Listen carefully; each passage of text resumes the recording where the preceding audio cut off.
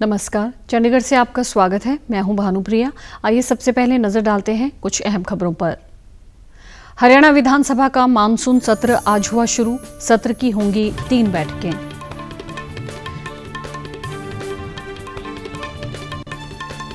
राष्ट्रव्यापी टीकाकरण अभियान के अंतर्गत अब तक लगाए गए हैं 57 करोड़ 22 लाख से अधिक कोविड रोधी टीके।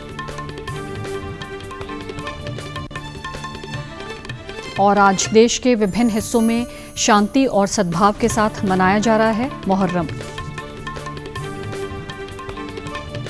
अब समाचार विस्तार से। हरियाणा विधानसभा का मानसून सत्र आज चंडीगढ़ में बाद दोपहर शुरू हुआ। विधानसभा के अध्यक्ष ज्ञानचंद गुप्ता ने बिजनेस कमेटी की बैठक के बाद बताया कि मानसून सत्र 3 दिन तक चलेगा। कल शनिवार और परसों रविवार को विधानसभा की बैठक नहीं होगी। अध्यक्ष ने कहा कि अगर आवश्यकता हुई तो इस सत्र की अवधि को आगे बढ़ाया जा सकता है।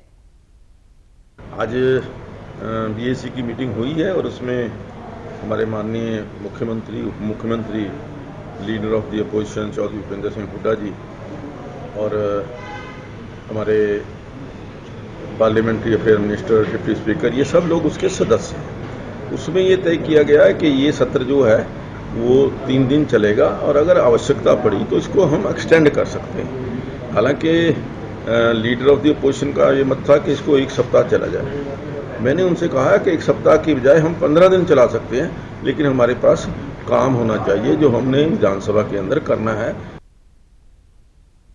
ज्ञानचंद गुप्ता ने कहा कि विपक्ष के नेता ने सत्र को 1 सप्ताह चलाने की मांग की थी। अध्यक्ष ने कहा कि अगर कार्यवाही चलाने के लिए बिजनेस हो तो सत्र को और भी बढ़ाया जा सकता है। उन्होंने कहा कि आज सदन में सरकार की तरफ से 6 बिल पेश किए जाएंगे। सदन में पहली बार प्रश्नकाल के बाद शून्यकाल होगा। गुप्ता ने कहा कि अब 1 घंटे के ध्यान आकर्षण प्रस्ताव पर भी चर्चा की जाएगी। अध्यक्ष ने कहा कि 400 प्रश्न प्राप्त हुए हैं, जिसमें 270 तारांकित और 130 आतंकित प्रश्न आए हैं। अध्यक्ष ने कहा कि अभी तक 35 ध्यान आकर्षण प्रस्ताव आए हैं, जिन्हें नियम अनुसार सदन में पेश किया जाएगा। देश में राष्ट्रव्यापी टीकाकरण के अंतर्गत अब तक 57 करोड़ 22 लाख से अधिक कोविड रोधी टीके लगाए गए हैं। पिछले 24 घंटों के दौरान 54,71,000 से अधिक लोगों का टीकाकरण किया गया। स्वास्थ्य मंत्रालय ने बताया कि कल 36,571 नए कोविड मामलों की पुष्टि हुई। 3,63,605 रोगियों का उपचार चल रहा है, जो कि 150 दिनों में सबसे कम है। पिछले 24 घंटों के दौरान 36,555 रोगी स्वस्थ हुए। अब तक 3 करोड़ 15 लाख से अधिक रोगी ठीक हो चुके हैं। स्वस्थ होने की दर 97.54% पर बनी हुई है, जो कि पिछले वर्ष मार्च के बाद सबसे अधिक है। मंत्रालय ने बताया है कि संक्रमण की साप्ताहिक दर 1.93% पर आ गई है, जो कि पिछले 56 दिनों में 3% से कम है। दैनिक संक्रमण दर 1.94% से कम है। जांच क्षमता बढ़ाई गई है। अब तक 50 करोड़ 26 लाख से अधिक कोविड नमूनों की जांच की गई है। कल 18,86,000 नमूनों की जांच की गई। इसी दौरान चंडीगढ़ में भी टीकाकरण का अभियान जारी है। केंद्र शासित प्रदेश चंडीगढ़ में कल 8,380 टीके लगाए गए। टीका लगवाने वालों ने डीडी न्यूज चंडीगढ़ से बातचीत की। गवर्नमेंट की तरफ से सबको जरूर लगवाना चाहिए एक बार। अब तक चंडीगढ़ में कुल 10,27,216 टीके लगाए जा चुके हैं। पिछले 7 दिनों के दौरान चंडीगढ़ में औसतन रोजाना 10,803 टीके लगाए गए।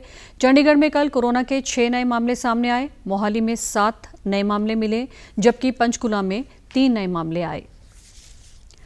आज़ादी के 75 साल पूरे होने के उपलक्ष्य में देश भर के 75 रेलवे स्टेशनों पर खादी इंडिया स्टॉल लगाए गए। इन स्टॉलों पर पोशाक, रेडीमेड गारमेंट्स जैसे उत्पाद उपलब्ध हैं। ये स्टॉल अगले वर्ष स्वतंत्रता दिवस तक काम करेंगे, ताकि रेल यात्रियों को स्थानीय खादी उत्पाद खरीदने में सुविधा हो। ये पहल नए ग्राहकों को जोड़ने में भी सहायक होगी और खादी कारीगरों को अपने उत्पादों के देने तथा उन्हें बेचने के लिए एक बड़ा मार्केटिंग प्लेटफॉर्म देगी। राष्ट्रीय राजधानी में इस महीने की 16 तारीख से हजरत निजामुद्दीन रेलवे स्टेशन पर खादी प्रदर्शनी सह बिक्री स्टॉल का उद्घाटन किया गया।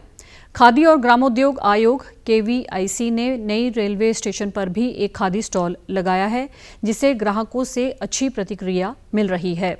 चंडीगढ़ रेलवे स्टेशन पर भी खादी का स्टॉल लगाया गया है। 14 अगस्त से शुरू हुआ ये स्टॉल 22 अगस्त तक चलेगा। स्टॉल सुबह 12 बजे खुलता है और रात को 9 बजे तक बिक्री चालू रहती है। हरियाणा के मुख्यमंत्री मनोहर लाल ने कुरुक्षेत्र विश्वविद्यालय के पूर्व छात्रों से आह्वान किया है कि वे विश्वविद्यालय की प्रगति में योगदान करें और साथ ही वर्तमान विद्यार्थियों का मार्गदर्शन कर उनके कैरियर को आगे बढ़ाने में मदद करें। मुख्यमंत्री ने कुरुक्षेत्र विश्वविद्यालय के प्रति स्मृति पूर्व छात्र पुनर्मिलन 2021 कार्यक्रम में मुख्य अतिथि के तौर पर ऑनलाइन से संबोधन करते हुए कहा कि किसी भी शैक्षिक संस्थान के पूर्व विद्यार्थी अपनी उपलब्धियों से न केवल संस्थान का नाम रोशन करते हैं बल्कि उसकी प्रगति में भी योगदान देते हैं। उन्होंने कहा कि अपनी उपलब्धियों से न केवल आप सबने विभिन्न क्षेत्रों में अपनी विशेष पहचान बनाई है बल्कि इस विश्वविद्यालय के साथ साथ हरियाणा प्रदेश का नाम भी रोशन किया है। आज इस विश्वविद्यालय के इतिहास से रूबरू होने के लिए पूर्व छात्र संघ से बेहतर कोई विकल्प नहीं हो सकता। मैं एलुमनाई मीट के इस विचार की सराहना करता हूं, जो छात्रों के बीच एक विशेष संबंध बनाता है, विशेषकर उनके बीच जो विश्वविद्यालय से शिक्षा प्राप्त कर खुद को बाहरी दुनिया में अच्छे से स्थापित कर चुके हैं। एलुमनाई मीट आपके लिए एक सही मंच है जो आपके साथियों और शिक्षकों से मिलने का मौका देता है ताकि आप निर्जीव हो चुके संपर्कों को पुनर्जीवित कर सकें तथा अपने संस्थान की उन्नति व विकास इसमें सहयोग कर सकें। मनोहर लाल ने कहा कि कुरुक्षेत्र विश्वविद्यालय हरियाणा का पहला विश्वविद्यालय है जो कि हरियाणा बनने से भी 10 साल पहले स्थापित हुआ था। आज के विकसित हरियाणा को बनाने में इस विश्वविद्यालय से निकली प्रतिभाओं का बहुत बड़ा योगदान है। मुख्यमंत्री ने पूर्व छात्रों को संबोधित करते हुए कहा कि वे सभी अपनी बड़ी बड़ी जिम्मेदारियों को संभालते हुए भी अपनी तमाम व्यवस्थाओं के बावजूद इस सम्मेलन से ऑनलाइन और ऑफलाइन माध्यम से जुड़े हैं। इस बात की उन्हें खुशी है। इस अवसर पर मुख्यमंत्री ने प्रतिस्मृति एलुमनी रिकनेक्ट स्मारिका के साथ साथ आज़ादी का अमृत महोत्सव से संबंधित जिंगल का विमोचन भी किया।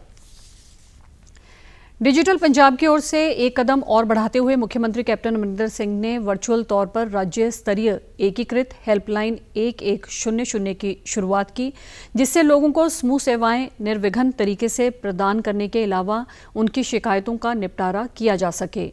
इसके अलावा मुख्यमंत्री की तरफ से प्रांतीय दाखिला पोर्टल admission.punjab.gov.in में विस्तार करते हुए इसको 31 अगस्त 2021 तक बढ़ा दिया, जिससे राज्य के विभिन्न सरकारी कॉलेजों में दाखिला लेने के इच्छुक विद्यार्थियों को कोई मुश्किल पेश न आए।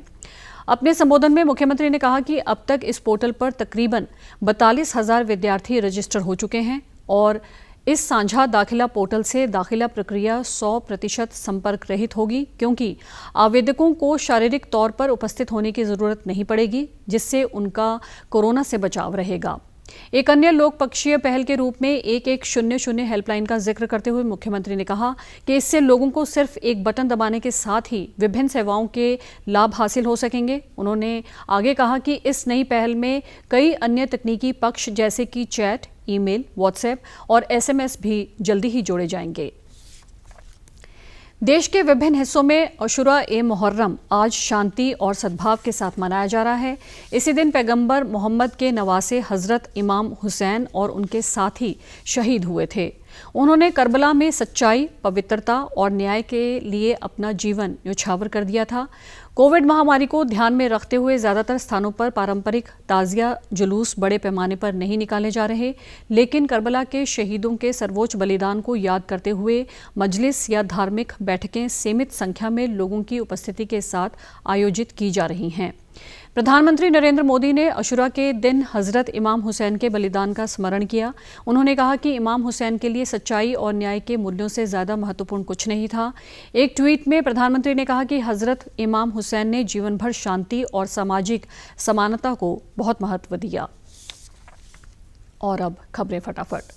प्रधानमंत्री ने गुजरात के सोमनाथ में श्री पार्वती मंदिर की रखी आधारशिला, कई अन्य परियोजनाओं का भी किया उद्घाटन। राष्ट्र आज पूर्व प्रधानमंत्री राजीव गांधी की जयंती पर अर्पित कर रहा है श्रद्धांजलि। राष्ट्रपति ने 105वें संविधान संशोधन अधिनियम 2021 को दी अपनी स्वीकृति। कोरोना वायरस का खतरा अभी टला नहीं है, इसलिए सभी से निवेदन है कि बाहर जाने के समय मास्क जरूर पहनें, सामाजिक दूरी बनाए रखें, बार बार अपने हाथ साबुन से धोएं और सैनिटाइजर का इस्तेमाल करें। वैश्विक महामारी कोविड-19, जिसका कहर संपूर्ण मानव जाति को अपनी आगोश में ले चुका है। टीका या दवाई उपलब्ध होने तक महामारी के खिलाफ मानवता की जंग जारी है। ऐसे में सबसे जरूरी है सावधानी और बचाव। फेस मास्क कोरोना से रोकथाम का सबसे प्रभावी उपाय साबित हुआ है। विश्व स्वास्थ्य संगठन और विशेषज्ञों की शोध का भी यही निष्कर्ष है कि मास्क से मुंह और नाक को अच्छी तरह ढककर कोरोना संक्रमण को कम किया जा सकता है। कोरोना संक्रमण से बचाव के लिए मास्क पहनने के साथ ही जरूरी है मास्क को सही तरीके से पहनना। बहुत से लोग मास्क से नाक और मुंह को सही तरीके से नहीं ढकते हैं, जिससे संक्रमण का खतरा बना रहता है। बिना मास्क या फेस कवर के घर से बाहर निकलने की अभी कल्पना करना भी सही नहीं है। जुड़िए डीडी न्यूज की खास मुहिम मास्क अप इंडिया के साथ। मास्क पहने और अपने मुंह और नाक को अच्छी तरह ढकें। अपने परिवार के सदस्यों और दोस्तों को मास्क पहनने के लिए कहें। Mask up India, mask up India. DD news के माध्यम से सबको बताना है, कोरोना को हराना है, मास्क जरूर लगाना है। Mask up India, mask up India, mask up India.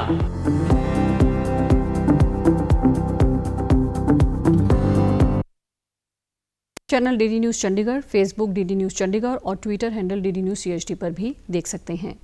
इसी के साथ चंडीगढ़ से समाचारों का सिलसिला समाप्त होता है और अब मैं स्टूडियो से बाहर जा रही हूं तो मैं अपना मास्क पहन रही हूं। आप भी घर से बाहर जाएं तो मास्क जरूर पहनें। नमस्कार।